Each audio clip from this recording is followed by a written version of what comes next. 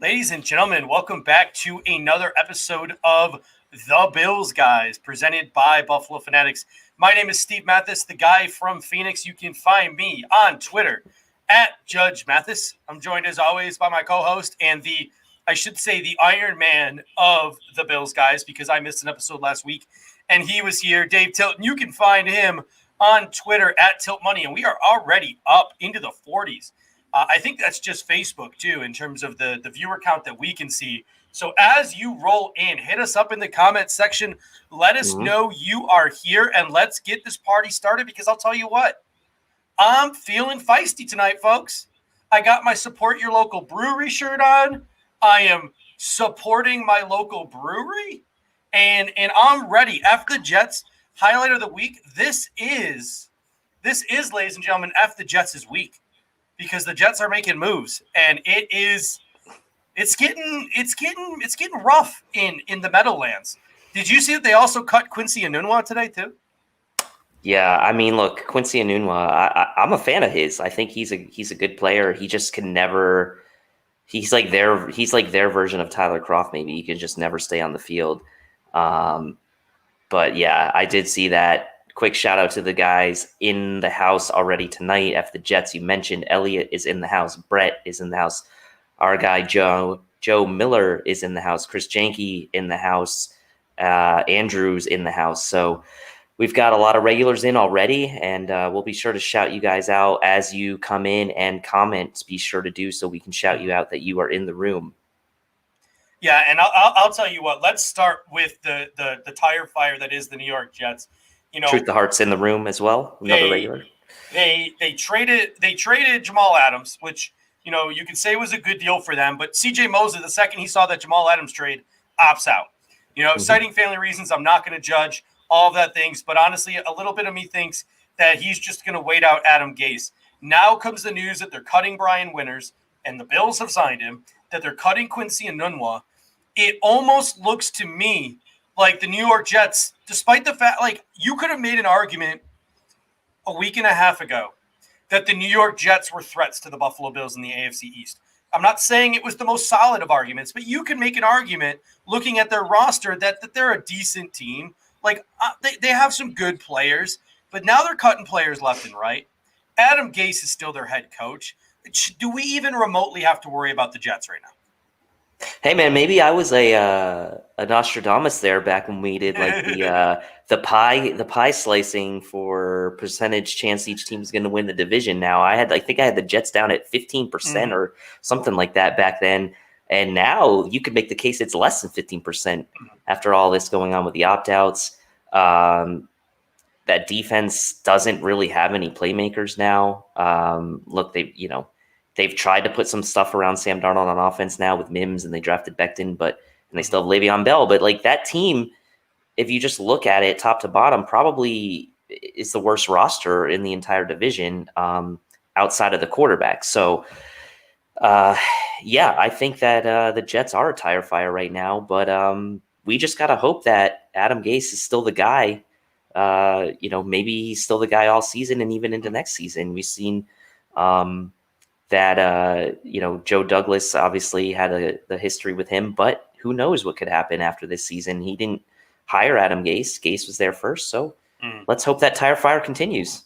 Yeah, I mean, if you made your way over to the fiery pit that is fan-sided in your Google searches today, there was an article from one of the Dolphins reporters saying that no one now stands in the Dolphins' way. So maybe we have the Dolphins to worry about, but.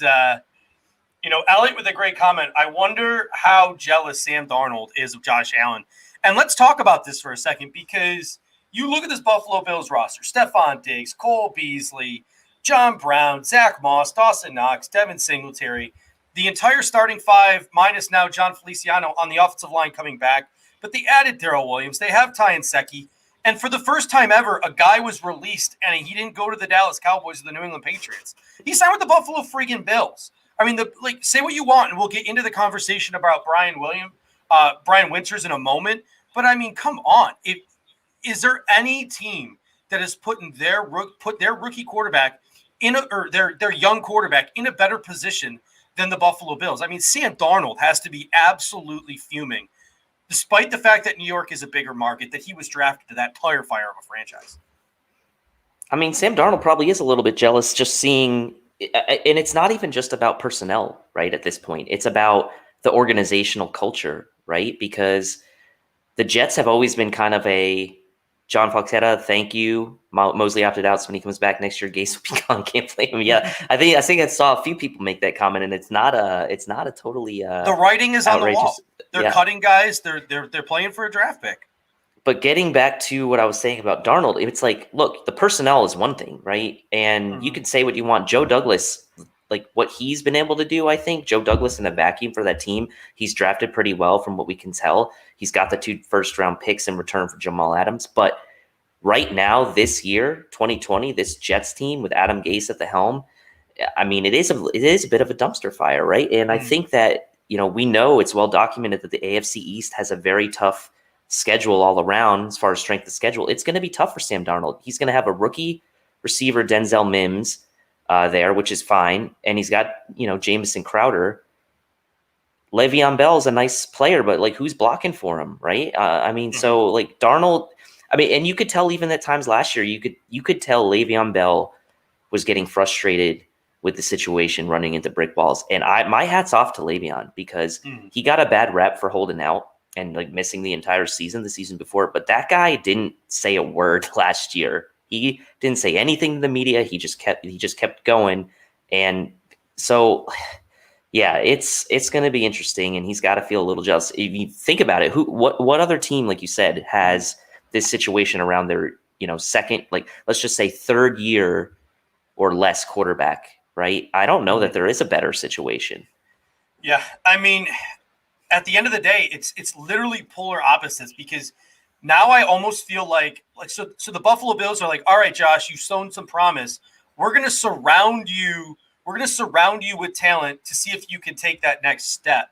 And then obviously over time, we're gonna have to take some of those pieces away. But hopefully by then, your game will have developed to a point where you can make the guys around you better. The Bills are taking that sort of approach with Josh Allen, surrounding him with a ton of weapons under his rookie deal. It almost seems like the Jets are pulling a full 180. And under Douglas, he realizes Gase isn't the guy, and he's stuck with Gase. And it's almost like the Jets are going into the season with this approach. Cut winners, cut Enunwa. All right, this is Gase's last year. The writing is on the wall. Mosley's gone. Adams is gone. It's almost like they're like, all right, Sam Darnold, if you flail out and we have a top three pick, we very well might replace you with Trey Lance or Trevor Lawrence or Justin Fields. We very well might make the decision and pull the trigger to replace you. Or Sam Darnold, if you manage to overcome all of our bullshit and still on your own manage to become a quarterback despite all the ways we've tried to stop you from becoming a good quarterback, well, then we'll draft Jamar Chase and give you a weapon finally. Like that almost seems like that's the Jets' approach. And it's just the polar opposite of the Buffalo Bills approach. And that's just such a freaking New York City approach. Like, you know what I'm saying? It's just, I shouldn't even say New York City. That's such a New Jersey approach. I think they have a lot of garbage dumps in New Jersey, right? Oh my God. Yeah, they do. And to be honest with you, like, I'm going to, like, don't hate me for saying this, but I kind of feel bad for Sam Darnold. I like Sam Darnold. I like him as seems like a good guy. He's friends with Josh. I mean, they're rivals on the kisses girls. I mean, they're rivals on the field, but he seems like a good guy, and like I kind of feel bad for him. Now, I don't feel bad for the Jets as a team, so don't get my words twisted there. I'm fine seeing the Jets crash and burn. Thank you, Pierre, for that. This is at the BF Fan Shop for those who are interested. Probably just me, but that's okay. I think my mom has one. Well, yeah, Miss Mathis, thank you for buying that Bills guys sweatshirt. But yeah, I mean, I kind of feel bad for Sam Darnold. I mean, the Jets are taking a very like sort of opposite approach. They're taking the approach that you would take. It's not even the same approach, but they're treating him as if he's like this established veteran and they can just like he can elevate the team, and he's not at that point yet. We were talking about this for Josh Allen. Eventually, the scales are going to have to tip to where he's going to have to be the one elevating guys around him when the cap situation kind of flips and he gets that second contract.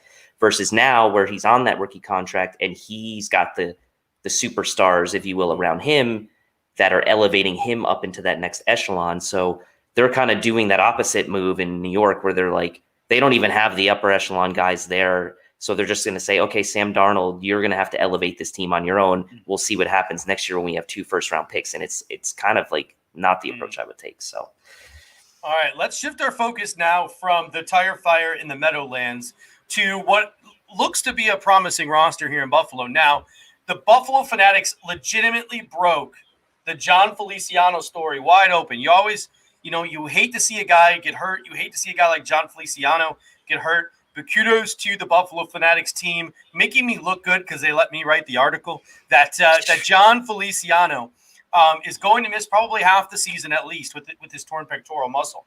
And I wrote this nice article, and in the article, I did a really eloquent job, I think, of laying out all of the ways. Pat yourself on the back. Pat yourself on the back. All of the ways in which I thought the Buffalo Bills were going to be able to handle the loss of Jon Feliciano. And I believe somewhere in the article was like, I don't think there's any way in hell we're going to sign a guy. And if we do, we'll have that conversation when we come to it. So sure enough, 3 days later, we're having this conversation.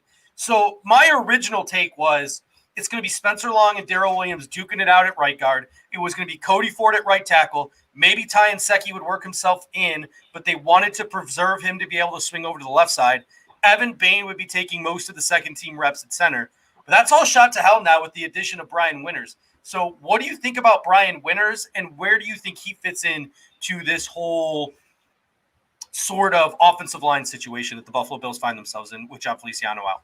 Mm-hmm. So my take is this. Brian Winters comes in, and I think you're dead on with Nsekhe, right? I think he's too valuable to put him like a lot of people like the idea of having Nsekhe at right tackle and Ford at right guard, but to me that then leaves you in a very difficult position if Nsekhe or Dawkins get injured. Who's going to play tackle for you? So I think Nsekhe off the bench as your swing tackle makes sense to me. So with Winters coming into the fold, I personally, and I've said this before, I've said it on the show, I've said it in our Buffalo Fanatics chat, I think you need to give Ford the opportunity to show if he can improve at right tackle, and you need to give him every chance to win that job. Now, if he completely flops, that's one thing. But all things equal, he's going to play right tackle for this team this year unless something crazy happens and he just completely stinks. So to me, this comes down to now a 3-way competition at the right guard spot, which is not a bad thing. You've got Winters, you've got Williams, and you've got Long. So out of those 3 guys, I would like to think that one of the 3 of them is going to elevate themselves over the other and at least be something serviceable, probably not to the level that Feliciano was on, because Feliciano was kind of underrated, honestly. He was a great guy to have on that line. He was the enforcer, and Josh trusted him. So I like the idea of that 3-way competition at right guard and let Ford kind of do his thing at right tackle. Now, Ford will probably play split reps with Nsekhe during camp at right tackle, but I think the Bills want him to play right tackle this year. So that's kind of how I see it playing out. Yeah. Joe Miller, I thought it was a 6 to 8 week injury. You are correct. But if I had to make any assumption, my assumption would be that the Buffalo Bills would put him on IR, designated to return. I don't think they're going to hold a roster spot for Jon Feliciano. So my guess is we wouldn't see Jon Feliciano until at least midseason, even if he was healthy. So the reason why I said he was going to miss half the season, despite the fact that he's probably going to be healthy sooner than that, is the simple fact that for the roster space, my assumption is that the Buffalo Bills would put him on IR, designated to return. Now, you mentioned a 3-man group at right guard there between Long and Williams and Winters. And my take here is very similar to my CB2 take before EJ Gaines opted out. 3 guys, all of them I think would be like league average. I mean, Daryl Williams, his lower body was shot. He's coming off of a knee injury, but he was once a very good offensive lineman on the right side. Brian Williams, I keep saying Brian Williams, the news anchor from NBC, but Brian Winters, the right guard, he's had some really highs in his career. He's had some high highs in his career, but he's battled a lot of injuries over the past couple of years. And you've seen some low lows from him, sort of like you've seen some low lows from Daryl Williams. And Spencer Long is another guy who's been up and down in his career. So I think the median for all 3 of these guys is sort of just league average. And maybe you'll get a little bit better than that if they're healthy. So to me, it's sort of a situation where I'm not losing sleep over the Jon Feliciano injury, because I think one of these 3 guys is going to fill the role adequately. Like, Yes. if one of them sucks, guess what? We got another guy to put in. If that guy sucks, we got a third guy. The Bills essentially have 3 shots with 3 guys. So I can't picture them screwing it up 3 times. Now, that being said, one of the points that I brought up that I was most concerned about was backup center. And I said there was a reason last year why Jon Feliciano kicked inside and Spencer Long played right guard. It's because the Buffalo Bills didn't trust Spencer Long at center. And that's why I brought up a name like Evan Bain. But looking at this Brian Winters addition, maybe it's going to be Daryl Williams versus Brian Winters at right guard. And maybe the Bills are like, all right, Spencer, we need you to put your sole focus in at center. And if Mitch Morse, who has a history of injuries and a history of head problems, gets hurt, you need to be ready to be that pivot. Because I've said this before, and I've gotten flamed for it, but I honest to goodness believe it. The center position is the second most important position on the offense. It's more important than left tackle. It's more important than wide receiver. I think that center, the guy who makes who looks at the defense with your quarterback and makes those offensive line adjustments, the guy who you keep from barrel rushing and the defensive tackles and the nose guards from pushing and shutting down your running game, which throws off the flow of your offense. Center is such an important position. I think it's more important than left tackle, in my opinion. I don't think the Bills, with the history of injuries that Mitch Morse has, want to screw that up. I wouldn't be surprised if Spencer Long has a new job, and his new job is just to not screw it up at center, and he gets all the reps at second-team center and none at right guard. Yeah, and I'm going to throw up a comment here from Andrew, who's a regular, and this is a very common. This is a very common take, and I think it's a valid take. Honestly, it's totally valid. I mean, Daryl Williams, before his injury, and I think it was 2018, he played 2 consecutive years at right tackle for the Panthers. I believe he started all 16 games both of those years and was a pretty good right tackle for them. So the history would say that Daryl Williams, if healthy and when healthy, the best position for him is right tackle. This is where you're going to get some differing opinions, right? And it's like, is it too early to pull the plug on Cody Ford at right tackle after just 1 year, after you came out and said we drafted you to play right tackle?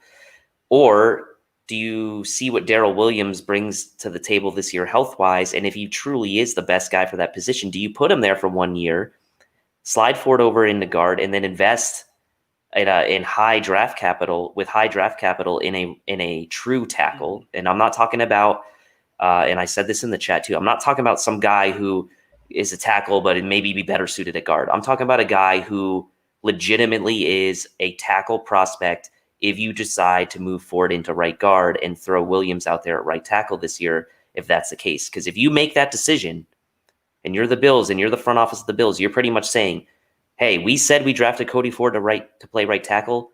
We're admitting that it didn't work out. We're moving him into right guard where we think he can better serve the team in the long term, and we're going to invest now in a true tackle. Because you and I have talked a lot about this in draft prep, like the Bills value versatility, blah blah blah. And okay, fine, but like you're going to get to the point where you need someone who can play right tackle, and if it's someone who doesn't have position flex, so be it. I agree with truth to hearts fully here that it is too early to pull the plug, and that's why I've been banging the drum to let Cody Ford stay at right tackle this season to see what you have. You need to let him succeed or fail. You can't just assume he's going to fail. So that's my view on it. Yeah, I mean, and Andrew, you're spot on. Like, I think a lot of people would agree with you that they see Cody Ford as probably just an average right tackle, but a possibility to be an epically good guard. And I'm one of those people who agrees with you. But at the end of the day, what we think as fans and what the coaching staff feels are 2 completely different things. And the only way that Cody Ford, I'm willing to bet some solid money on this. The only way that Cody Ford kicks into right guard is if he completely embarrasses himself at right tackle and continues to on a regular basis. Because the Buffalo Bills don't even care if Cody Ford is the best right tackle on their roster currently. He's still going to be their starter at right tackle. Do you know how I know that the Bills don't care about who the best right tackle on the roster is? And it's going to be Cody Ford anyway? Because Ty Nsekhe didn't start 16 games last year. If the Buffalo Bills truly cared about who is the best right tackle, Ty Nsekhe would have started all 16 games last year. He didn't.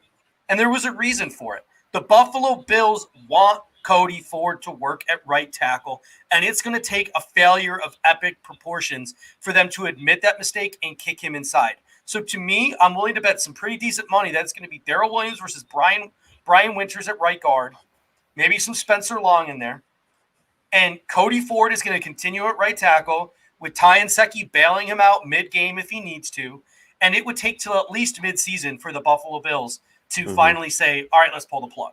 Now, if there was a preseason and Cody Ford was getting embarrassed all preseason, maybe. But guess what? There's no preseason this year. The only people they're playing is their own team. And I don't think Cody Ford's going to embarrass himself in a practice setting.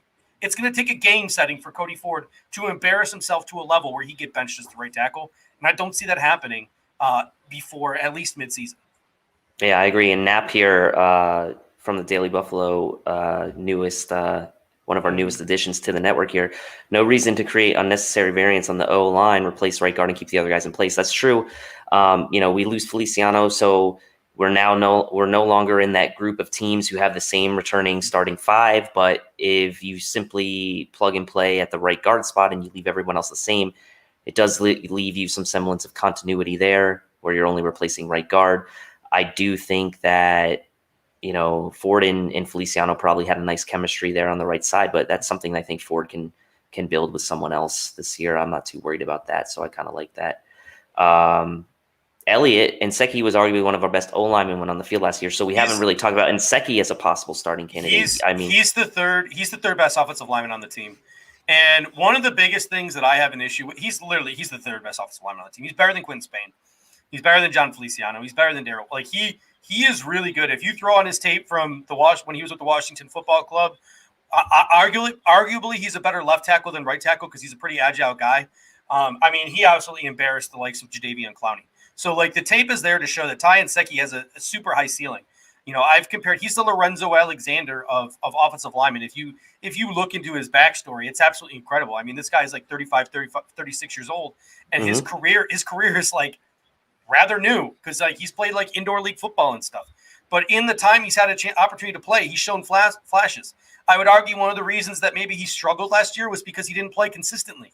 And as an offensive lineman, you need to get into a rhythm and you need to be out there. And the constant rotation between Cody Ford and Ty Nsekhe last year wasn't helping anybody, Ty Nsekhe included. Now, Dion Dawkins proved his worth at left tackle, so I would never suggest kicking Ty Nsekhe over to left tackle. But I do think he's a better left tackle than right tackle. But that being said, he is, without a doubt, one of your 5 best offensive linemen. I think, personally, that your 5 best guys should be out there, but I wholeheartedly believe the coaching staff doesn't want him to be a full-time player because they are just so scared shitless of Dion Dawkins getting hurt and not having an option at left tackle if Ty Nsekhe gets hurt playing right tackle. Yeah, and in that scenario, I believe what you're saying is your 5 best offensive linemen are Dawkins, Spain, Morse, Ford at right guard, and Nsekhe at right tackle. That would be, in my opinion, if the Buffalo Bills were truly putting their best offensive line on the field, that would be their best offensive line combination. Yes. Yeah.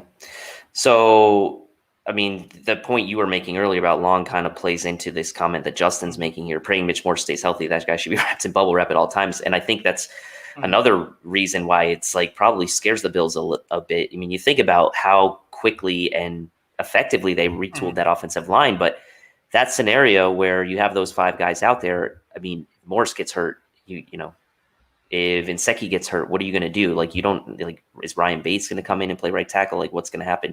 So I do like your opinion, your thought you made earlier with Long being the backup center, and maybe it's a 2-man race at right guard, and maybe Long is a third option in an emergency. So, yeah, and we see Brett Holmes here. Nseke's ankle injury set him back. He's 100% correct. So I sort of was being hyperbolic in that statement. Ty Nsekhe definitely did have an ankle injury last year that affected him. So that does need to be taken into account as well.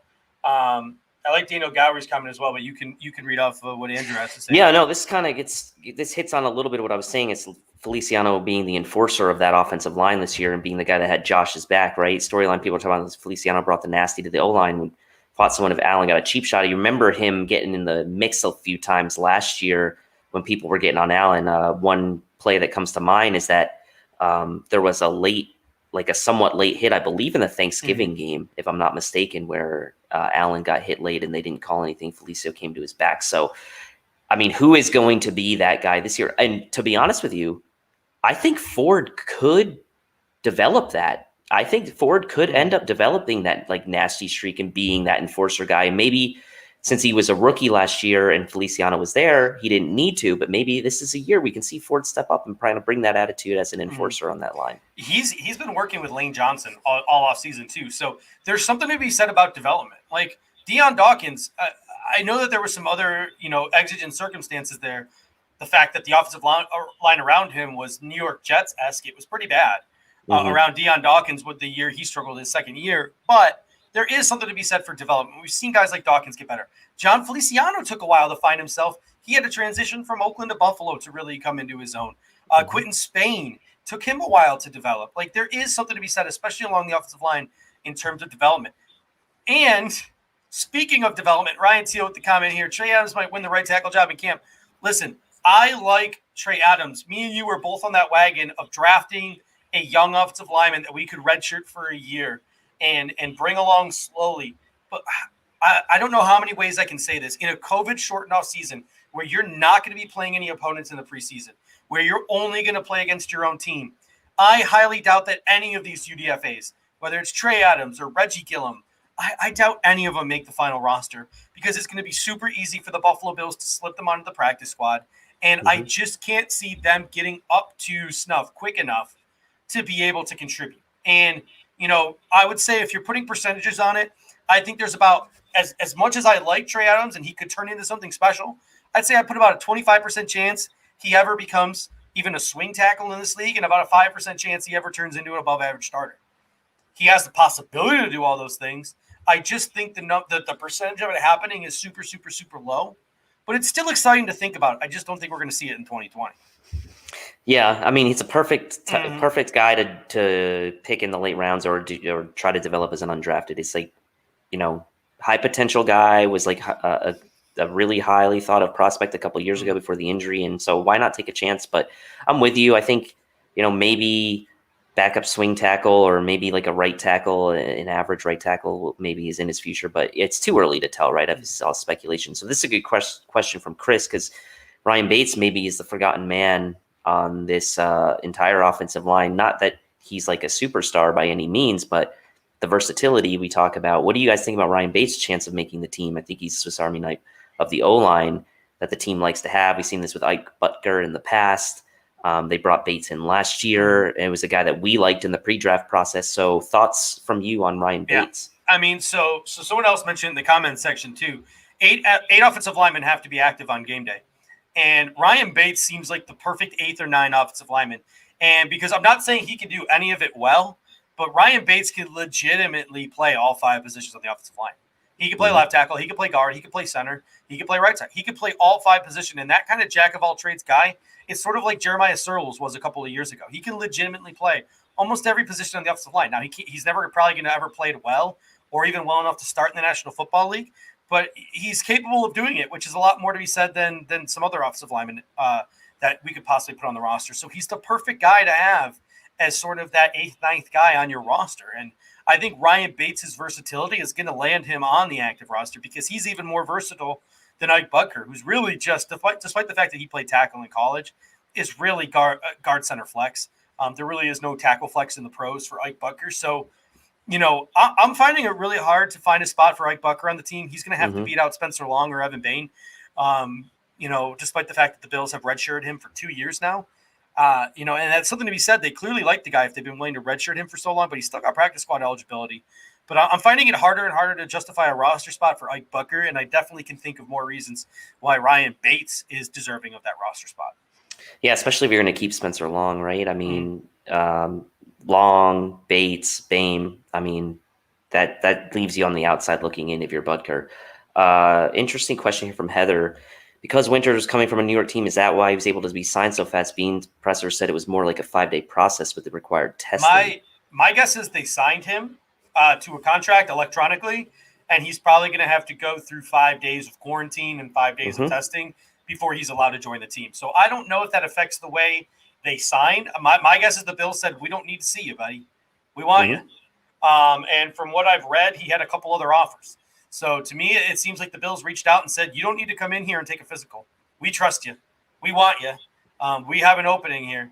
we will sign you. We will give you a contract. Obviously, come in 5 days and pass the physical and then join the team. So my guess is he probably won't join the team for 5 days, but I'm pretty sure he'd be allowed to sign. Yeah. So any last thoughts on the O-line? Because Elliot's recent comment here is kind of leading us into our next topic. So maybe we should just get right to it. The opt-out of EJ Gaines and just the opt-out in general deadline, I believe now is officially Wednesday or Thursday. I think someone said it was Thursday at 4 p.m. Joshua Barrett says Thursday at 4 p.m. So thoughts on this, Steve, the opt-out? I actually, so a couple of thoughts. One was my take this offseason that they're kind of like what I said with Spencer Long, Brian Winters, and Daryl Williams. One of them's going to work out. Like they're 3 average offensive linemen. Josh Norman, Levi Wallace, and EJ Gaines, they're all average. They're all average corners. One of them's going to work out, right? So the Bills can't possibly screw it up 3 times. Well, now they've only got 2 chances. So they either got to make Levi Wallace or Josh Norman work. It appears day after day after day, comment after comment after comment, that Josh Norman is going to be the guy and it's going to be his job to lose, which means Levi Wallace is either going to be traded or a depth player. My guess is more likely with EJ Gaines gone, a depth player, because we're not going to have the luxury to trade him. But it's going to be tougher for Levi Wallace because very frail. I wonder what his special teams versatility is going to be. I don't picture Levi Wallace with his lack of ability to be aggressive playing inside. So it's going to be really odd. We could see Levi Wallace inactive a lot, where the only time Levi Wallace gets activated is if Josh Norman or Trey White gets hurt. So we could see a situation like that for Levi Wallace this year. But at the end of the day, I think there's a little bit of a blessing in disguise for this. And hear me out when I say this. I think that Josh Norman's on a 1-year deal. It's clear that the Buffalo Bills do not believe in Levi Wallace. If the Bills go and decide to draft a cornerback like in the 1st or 2nd round next year and put him opposite of Trey White, we now have another year of EJ Gaines at like $600,000 to be sort of that veteran insurance policy behind whatever guy we draft next year. Because Josh Norman's going to be gone, and Levi Wallace is, who knows what's going to go on with Levi Wallace. He's definitely still got some years on that contract, but EJ Gaines is a perfect guy to come in here next year and just be another one of those veteran guys behind what's probably going to be a rookie 1st or 2nd round draft pick over at the second cornerback spot. So to me, it very well could be a blessing in disguise that we just get another guy in a cheap contract next year.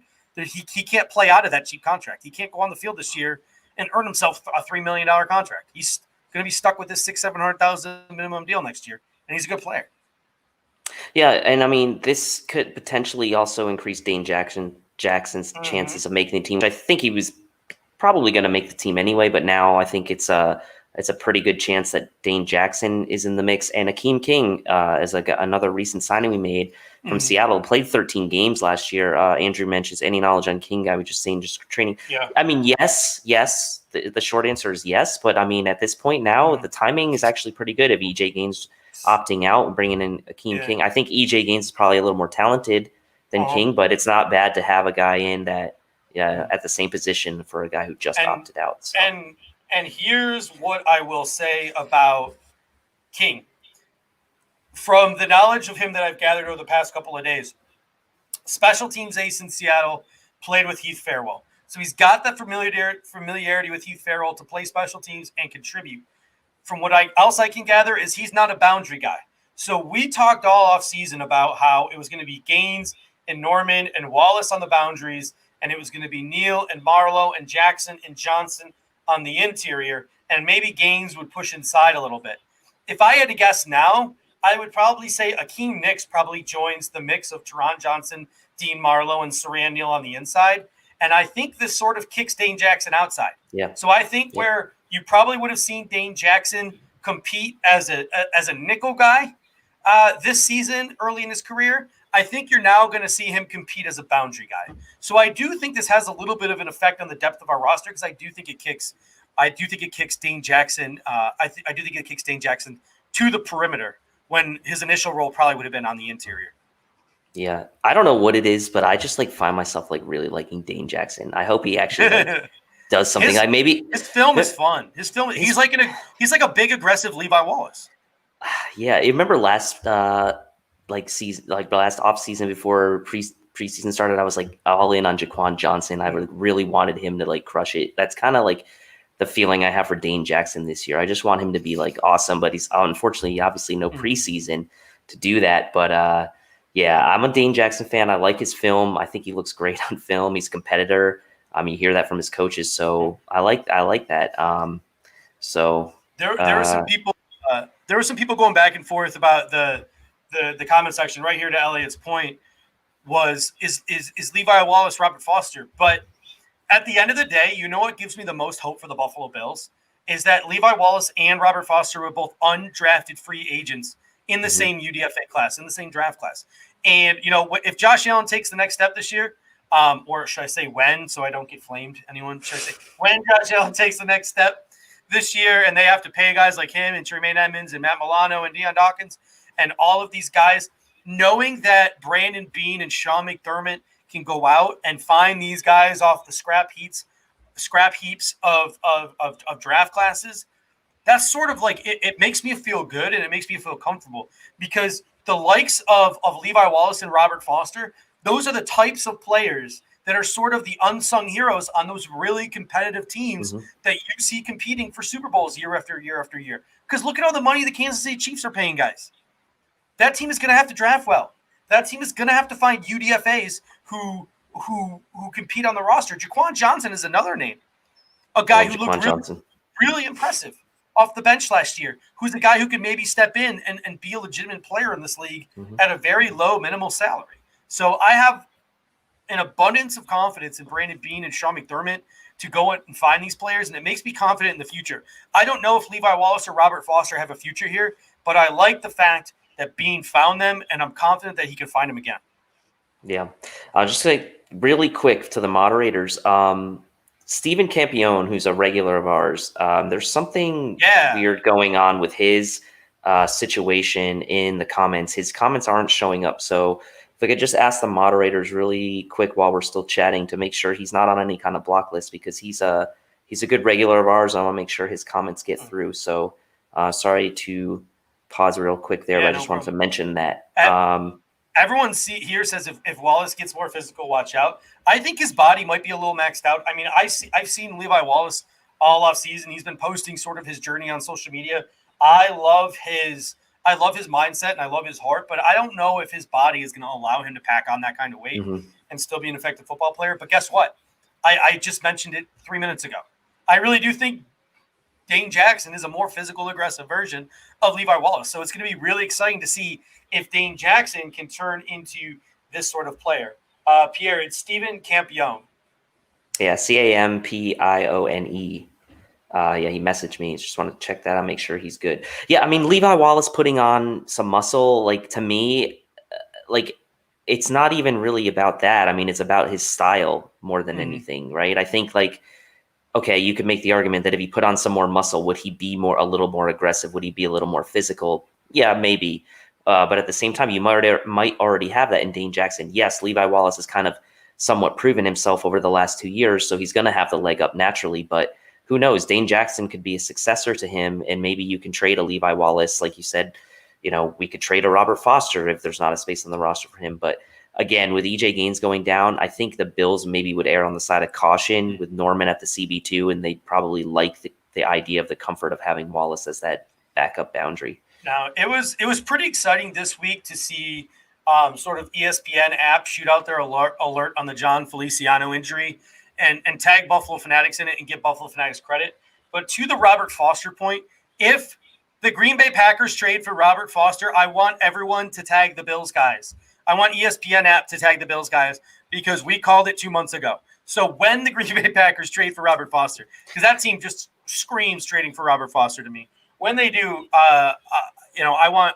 me and you, we want the credit. Yeah, and when they don't, since like April. When they don't, we'll crop this 30 seconds out of existence. Didn't happen. So didn't happen. Yeah, it didn't happen. All right, ladies and gentlemen, it is about that time. There's 40 minutes left. I want to get on my soapbox a little bit about Josh Allen for a minute or two. And while I do, I want you guys to hit up our comment section with your hottest takes, your questions, topics that you guys want to talk about. And we're going to hit that the last 20 minutes of the show. But before that, I want to get on my soapbox about Josh Allen because some people have been giving me some hate. They say, like, hey, you don't like Josh Allen. You hate Josh Allen. I've yet to see someone find legitimate proof that I hate Josh Allen.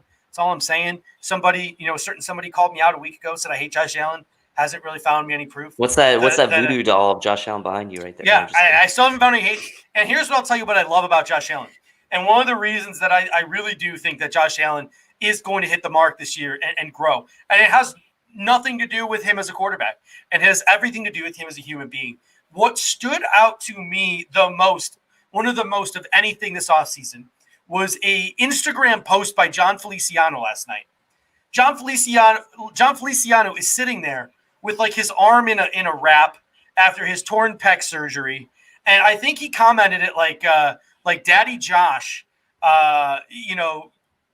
taking care of me. And who walks up behind Jon Feliciano with the biggest freaking bottle or with the biggest freaking glass of wine I have ever seen? Josh Allen. Like that is the kind of guy that Josh Allen is. Like his teammates. We saw it in the Dallas game on that 4th and 1. It just epitomizes who he is as a person, who he is as a player, who he is as a teammate. I love that about Josh Allen. And I know that I criticize his game a little bit. And I know that I say I want to see him take the next step next. But, I mean, don't get me wrong. I absolutely love that aspect of him as a quarterback. I really do think that all 70 guys in that locker room would do anything for that guy. And, there are some quarterbacks in this league where that's not the case. And quarterbacks like that, I think can go a long way if they can put it all together on the field as well. There's just that sort of X factor.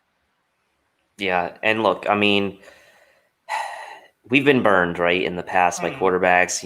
I'll never forget, for me, I think it was going into that 2008 season, someone asked JP Lossman in his locker about how he was like going to build on the 2007 year that he had a good year with Lee Evans. And he made some comment about like Bills fans love the long ball. And then he just like absolutely flopped in 2008. So Josh Allen has a different feel to him. And Pierce says Josh is just different, right? I mean, you get the sense that he's got a quiet confidence about him, but he's still kind of loose, right? He seems always like he's loose. He's having a good time. And I just hope, to Alex's point, I just hope the expectations aren't going to get too high to the point where it collapses on him. He doesn't come across as the guy that worries too much about that. He even got asked today, I don't know if anyone caught it, but he had like a 20-minute press conference with some of the Buffalo media.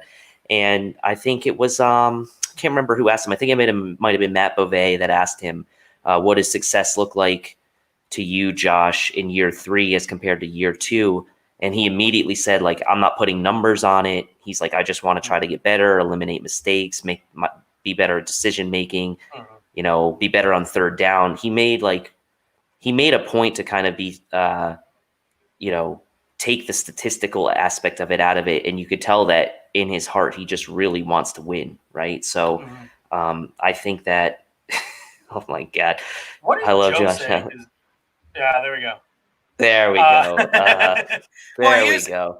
No, to Alex's point, I think that probably one of the reasons why Josh Allen's head hasn't gotten so big this offseason, and one of the reasons why he stays so humble and so hungry, is because he's got guys like me, keeping him in his place. Like it's if Josh Allen's successful this year, I take full credit because I wouldn't let him get too full of himself. I wouldn't let him get too ahead of himself.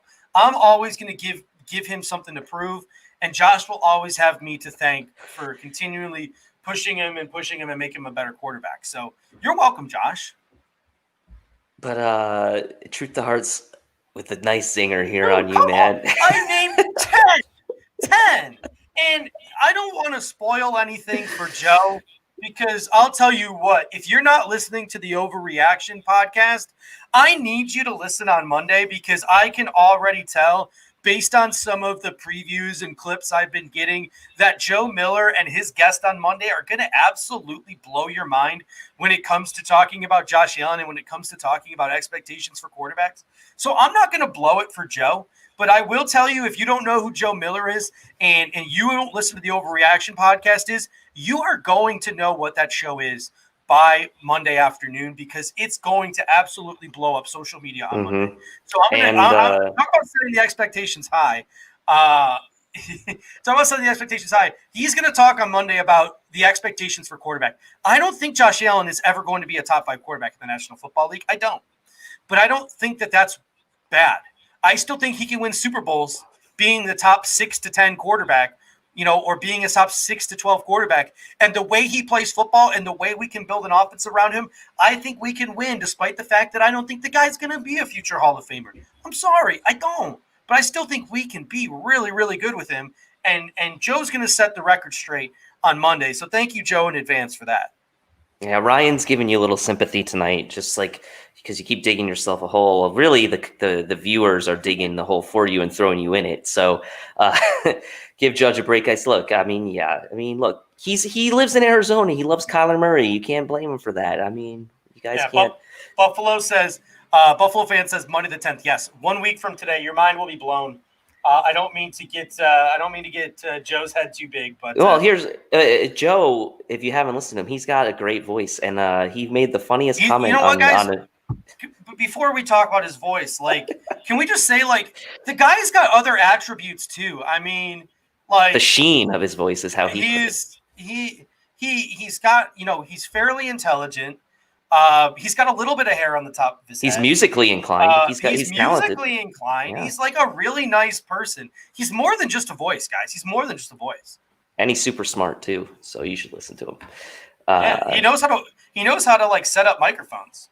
When my audio sounds better with each progressing week, it's because Joe is helping me.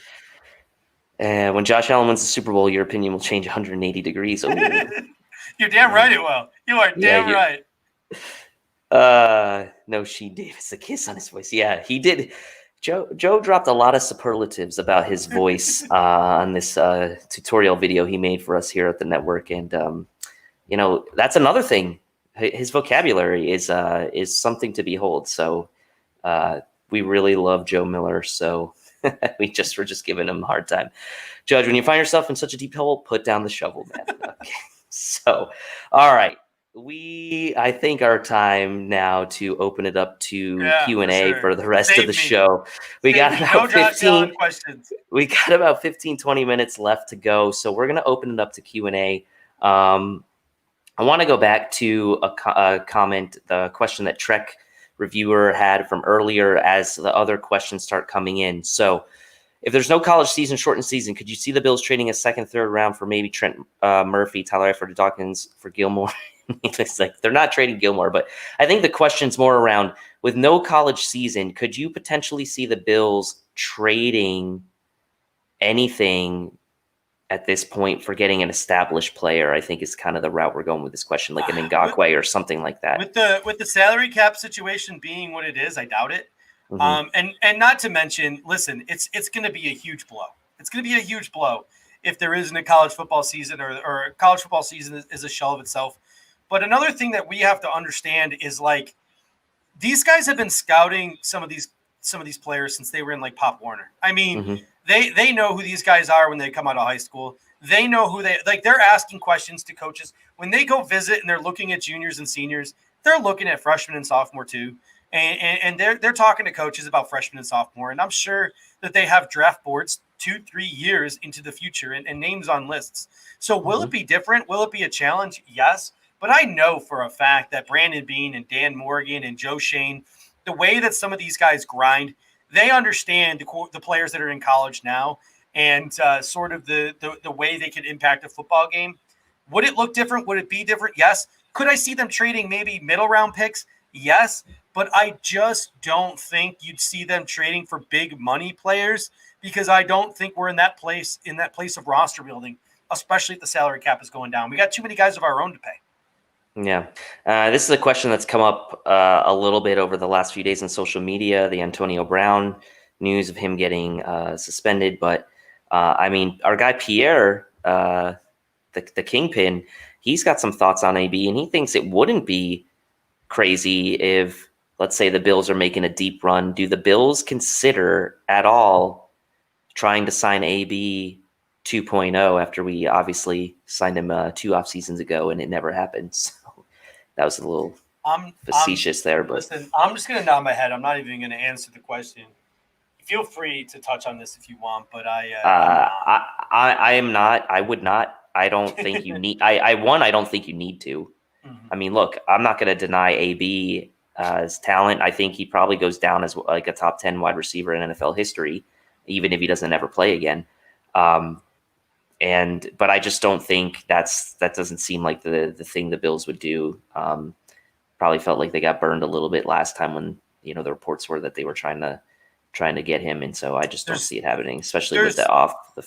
Pierre says yes. I like I said, so there's only one ball. We got to remember there's only one ball. We got to get Stephon Diggs the ball. We got to get John Brown the ball. I'm not too worried about the Cole Beasley injury, but let's bring up the Cole Beasley injury. Cole Beasley's on NFI right now with an upper back injury, and I saw way too many people on Twitter talking about Gabe Davis, time to shine.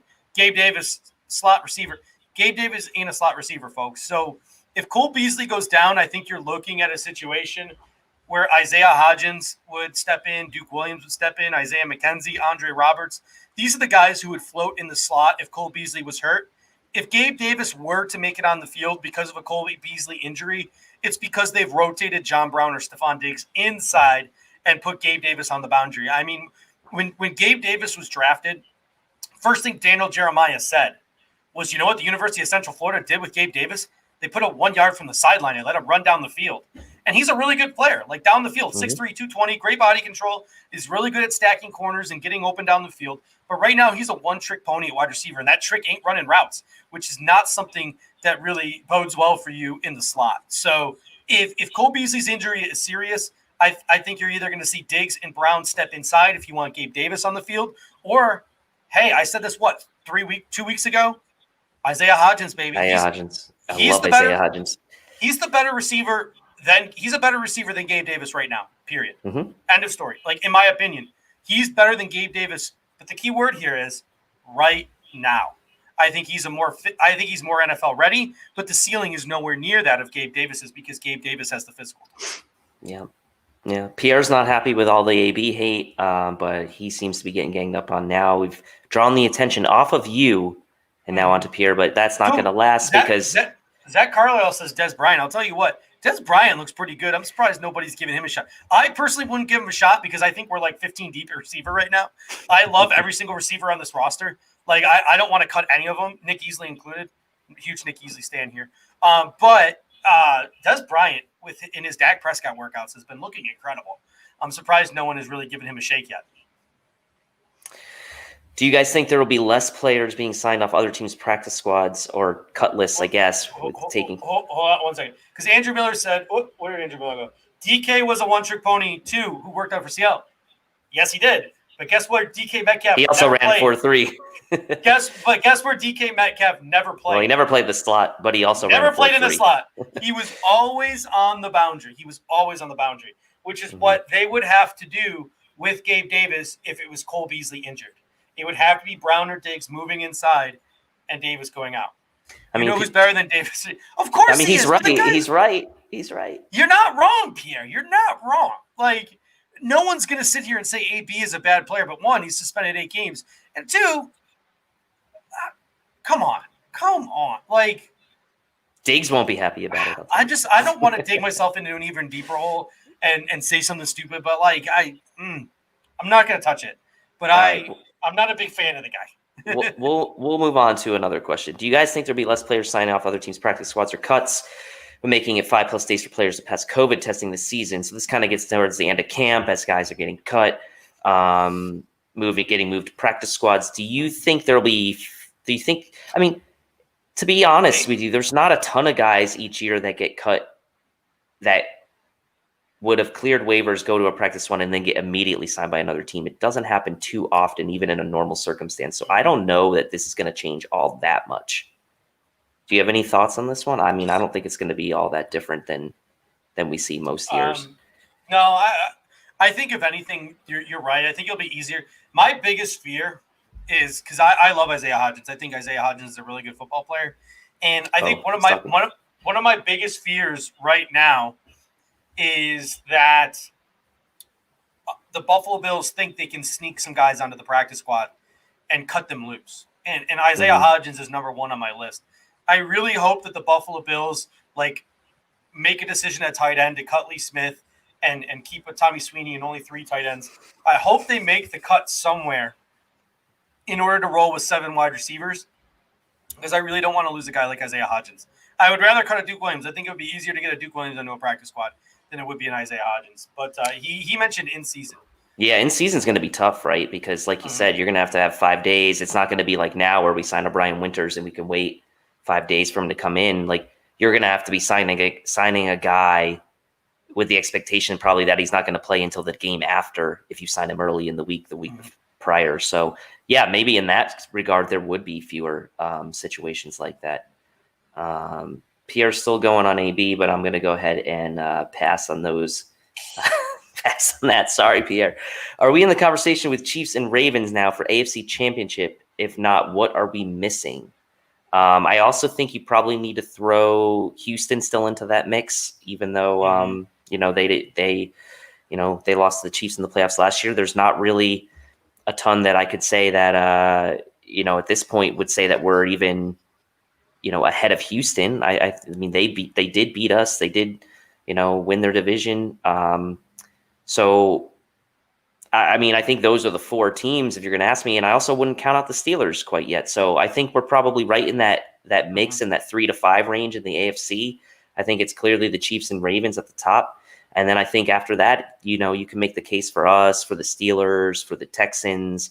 The Titans are still going to be a pretty solid team. Who knows what the Colts are going to be like with Philip Rivers at the helm this year. So, I mean, there's some good teams in the AFC, but I put us right up there in that 3 to 5 range right now in the AFC, even before the season starts. Yeah, I mean, if you look at it on paper, the Buffalo Bills have one of the best rosters in the AFC. I think the Ravens and the Chiefs probably have better rosters in totality, but the Bills are right up there with with outside the quarterback position. The Bills are right up there with the Chiefs and the Ravens. So what are we missing? We're missing. Our quarterback hasn't taken the next step. Baltimore's quarterback took the next step. He won the MVP. Kansas City's quarterback took the next step after winning the MVP. He won the MVP 2 years ago, right? Yeah, 50 touchdowns 2 years ago. After winning the MVP 2 years ago, he came back and he won a Super Bowl. So, what we're missing right now is the quarterback taking that next step. So if Josh Allen takes the next step this year, and we're not one of the best teams in the AFC, it means something went seriously wrong, whether it be on defense or injuries or something. Because if Josh Allen comes out and scores like 40 touchdowns this year and we're not one of the best teams in the AFC East, what happened? Did the whole defense get hurt? What the heck went wrong? So I'd say the 2 things holding the Buffalo Bills back right now. I mean, I'm not saying this like Mike Lombardi says this. I'm not saying it in a Mike Lombardi tone, but where I say that the problem will never be fixed. But the only problem is our quarterback hasn't taken the next step yet. I fully expect him to. And the other problem, I think, could be Brian Daboll. We haven't talked about this yet, and I want to talk about this a little bit on Thursday. I want to talk about Brian Daboll because there are some running backs in this backfield. Devin Singletary, Zach Moss, TJ Yeldon. And I was having a conversation yesterday with my buddy, Mr. Fabili, on the Ying Yang pod for the Daily Buffalo, and we started talking about running backs. And he talked about how he was really disappointed the Buffalo Bills didn't use TJ Yeldon properly last year. That having a guy who catch the ball out of the backfield would have been really nice for Josh Allen last year. And I talked about how I don't want to see Zach Moss used like Frank Gore because I think Zach Moss can be so much more than what a 39-year-old, 38-year-old, 36-year-old, whatever Frank Gore was. So if Brian Daboll's still out here being an absolute idiot with his running backs, we're probably not going to be able to move the ball between the 35 and the 50 this year like we weren't able to last year.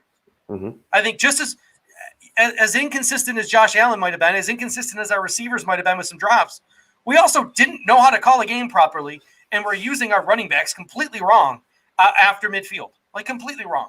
So if Brian Daboll doesn't get his head out of his ass, that's another reason why the Buffalo Bills won't be able to compete with the likes of the Ravens and the Chiefs, who have Andy Reid and Greg Roman calling plays, who are showing they can do it, and they can do it really well. And and I'm getting some flack in the comment section about Houston, and I get it. They lost Nuke, and they have Bill O'Brien still as their coach, which is always interesting. But you mentioned the quarterback. I mean, the teams I mentioned: Pat Mahomes, Lamar Jackson, Deshaun Watson, Philip Rivers, Ben Roethlisberger if he comes back. Like Josh Allen still has to prove he's better than all those guys. So I don't think you can count Houston out just quite yet. This is an interesting question. And right. Houston still has like a solid trio of receivers. They got Cobb, they got Fuller, they got Kiki QT. they added a bunch of guys. They have a very, they have David Johnson. So knock their moves all you want, but I legitimately think you're going to see Bill O'Brien run a spread offense this year, and they have the ponies to run a spread offense. And Deshaun Watson ran a spread offense very well in college. Yeah. So I think you're going to see a little bit different of an offense from Houston this year. I think you're going to see them go legitimate spread. So that's something that I think could take a lot of people by surprise. And I'm not saying they're perfect by any means. They gave up one of the top 5 best players in the National Football League. And, they got like a middling running back in return. But the guys that they got in return and the guys they got in free agency kind of sort of fit the direction I think they're going on offense. So they could surprise some people. Not saying long-term they'll be good. Not saying that defense is going to be any good with Anthony Weaver now leading the show. And Bill O'Brien's still a friggin' moron. But he still got that going for him. Yeah, they still got that. He's Adam Gase with a weird chin. But at the end of the day, I still do think that they could surprise some people and do what they do every year, be it like a 9-10 win team. So you've had a few seconds here to now think about this as you've read the question. Who is the most overrated quarterback in the league, we'll say, going into this season, and who is the most underrated? This is an interesting question. I will say I'll give you my most overrated first. Okay. I need to pull up an NFL roster to look at these. I'm going off memory here and just like what I think and what popped into my head. I think the most overrated quarterback going into this year is Jimmy G. I don't think he's bad, right? I don't think he's bad. So I'm not saying he's a bad quarterback, but I do think he's maybe a little bit overrated. I don't think he really showed up in big moments. I mean, you talk about that Saints game last year where George Kittle did all the work down the sideline to that like Dawson Knox-esque play. I didn't think Jimmy G had he didn't have a great Super Bowl. So I do think maybe he's a little overrated. And the only reason I'm saying he's overrated is because San Francisco is one of the Super Bowl favorites. So Dak Prescott, Pierre says Dak Prescott. I don't know if he's overrated. He is maybe a little bit overrated. So I'll give him that. Dak and Jimmy G, I guess, are 2 good options. Pierre, and everyone's making a good point. Josh could be the most underrated in the league. But as far as like if we're taking Josh out of the equation, which I do agree, he is one of the more underrated quarterbacks in the league. Let me think who would be another underrated. Do you have anyone for overrated while I think a bit for on underrated? I have 3 names that I'm considering. Okay. But I'm going to go big because my other two are Teddy B and Ryan Tannehill. I just don't know if those are big enough names. I'm going to say Drew Brees. I think one of the more statistically I thought you were going to say Tom Brady. No, I'm going to go with Drew Brees because you know what? Like, he's a quarterback who, don't get me wrong, I'm not trying to knock Drew Brees. I love his game.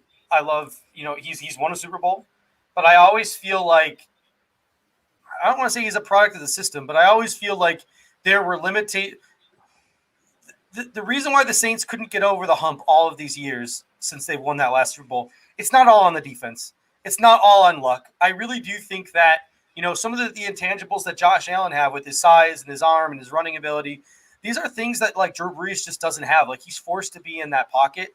And I sort of feel like that maybe holds the New Orleans Saints back a little bit. I think there's a reason why Sean Payton brings Taysom Hill out as much as he does, because he's looking for something different because Drew Brees is so one-dimensional. Now, the guy's a freaking Hall of Famer, and he's won a Super Bowl, so I don't know how overrated I can call him, but I always felt like, a quarterback of his stature should have done more with their career, and maybe he still got a chance this year, but I'm going to go with Drew Brees. Okay. Underrated mine's Derek Carr. Yeah, I was gonna say, and like someone said it in here. Chris did. I think Matt Stafford's underrated. That guy's been pretty good for. Matt Stafford's my favorite quarterback in the National Football League. By the way, I've always liked Matt Stafford. He was the quarterback on my fantasy team in 2011 when he threw those 43 touchdowns with Calvin Johnson on the team, and I won it. So I always have a soft spot in my heart for Matt Stafford. He's an Iron Man too, man. He never misses games. Like, the dude is tough. He's you think about those teams he was on where like they never had a running game. It was all him. So I do like Stafford. I think he's underrated. And I like your pick there too of of Breeze being overrated. I think that's a big name, and I think there may be some truth to that this year. He's going to fall off eventually, right? Yeah. All right, ladies and gentlemen, we're at the hour 5 mark. So unless any questions come here in the final seconds, that'll just about do it for us tonight. Make sure that you check out the Buffalo Fanatics Podcasting Network. Code of Conduct Pod drops on Wednesday, NFL Basement Thursday, Hoof Podcast Friday, Bills Overdue on Saturday. Maybe, once you roll through your Buffalo Fanatics podcasts, check out the Daily Buffalo. There's a certain guy who hosts an afternoon show on the Daily Buffalo called The Daily Drive. Drops every day at 12 p.m. It's usually 20 to 30 minutes of Buffalo sports talk daily for your ride home from work. And there's a bunch of other great shows in the Daily Buffalo Network as well. So once you roll through all of your Buffalo Fanatics stuff, head over to the Daily Buffalo and first he loves Murray, now he loves him. Come on, like I can like other quarterbacks. It's okay. I've said this before. I hope Josh Allen can become as good as Matt Stafford, because I think that Matt Stafford, the reason why he's underrated is because he's played for a franchise that has completely misused him for a decade. Like if Matt Stafford was drafted to another franchise, if Matt Stafford was drafted to an organization with vision and brains and intellect, which is not something that the Fords possess as owners of the Detroit Lions, I think that there's a lot of owners you can say that for in the Fords' defense. I think Matt Stafford could be a multiple Super Bowl winner if he was drafted into the right situation. Now, that's a completely hyperbolic statement. I have no facts to support that evidence, but it's just like a gut feeling I have, because if you ever watch that guy play football, he's got all the tools, and when he's got the supporting cast and he's healthy, he looks so good out there. And that team didn't have a running game for so long. Yep. And now they got Matt Patricia running it into the ground. And tell me you wouldn't want to be in a huddle with that guy, man. Yeah. He is an Iron Man. He just never misses time. He's so tough. He's a great leader. Great guy. But Josh Allen could be. He's got a lot of Matt Stafford to him, because it's that one play that sticks out his rookie year, right, where Matt Stafford threw the ball to the goal line and got smoked because it was his rookie year and they had no offensive lineman. They were coming off that 0-16 season, and he literally, I think, broke his collarbone or separated his shoulder. And he walks over to the sidelines, pops it back in, and he goes in and throws the game-winning touchdown 2 plays later as time expires. I mean, that's just Iron Man leadership personified. And he also can chug a beer. So that's something him and our quarterback have in common. Oh, yeah. So, appreciate all the nice comments tonight. We hope everyone had a good time in the show. Glad we got Steven back in. Not sure what happened, but glad he's back. So definitely appreciate all the comments. Really good chatter tonight. Support your local brewery. I will do that. I have some local beers in my fridge right now. So, also, by the way, I like you. I like how you made it Mr. Mathis tonight. I think you didn't change it from your classroom name, you are now the Mr. Mathis. I may or may not have used this software to make one of my Meet the Teacher videos. So yeah. Oh my God! Forgot to change that back. I was waiting till the very end to say. I didn't realize until just now. So yeah, for those of you who don't know, I'm a teacher and I use this to make my Meet the Teacher videos. So check that out on YouTube. It's pretty dope. Find my YouTube, like and subscribe. I'll be sure to do that. All right. I think that about does it for tonight. Shall we I have 2 followers. I have 2 followers on my YouTube page. On my school YouTube page. Both students. I was going to say, are they like moms that have a crush on you or something? No, they just send me emails. They friend me on Facebook. And as always, of course, where's Rico? You guys have been getting a lot of Rico lately, so I mean, give us a chance, right? Yeah. Rico was on 2 days in a row, so and thank you, Mr. Mathis. By the way, as people are leaving, because they're leaving in droves now, because this is the longest sign off of all time. But if you are in Buffalo and you know any of the local brewers, craft brewers in Buffalo. I want to get Buffalo Fanatics and a local Buffalo brewery. I want to find a partnership. And I will not rest until there is a Bing Bingity Bing Buffalo Fanatics IPA at some local brewery somewhere. So I need somebody with the hookup, somebody with the ear of a local brewer. Why don't we just start our own line of beer? Should I just start brewing my own beer in my garage? Let's just make our own line of beer, the Buffalo Fanatics IPA or whatever. I'll quit teaching and become a brewmeister. Do you know it takes like 20 years to become a brewmeister? Like legit brewmeisters in Germany start like apprenticing when they're like. I thought it was 14. brewmaster. No, it's brewmeister, bro. Yeah, because they're from Germany. Come on, get it right. It's a brewmeister. I took a tour at a brewery once in North Carolina. In North Carolina, by the way. Oh yeah, which one? Which one? Oh gosh, was it in Nashville? No, it was in Greensboro. But they made Red Oak. Yes, Red Oak. Yeah. And I talked to the guy, and he said that in Germany, the brewmeisters start apprenticing when they're like 13, 14 and can't actually become the brew master until they're like 34 or 35. So dropping some knowledge bombs on you people. That's what I do. I'll have to talk to Pierre about this BF beer. I'm not sure if we've got the I still think a Bing.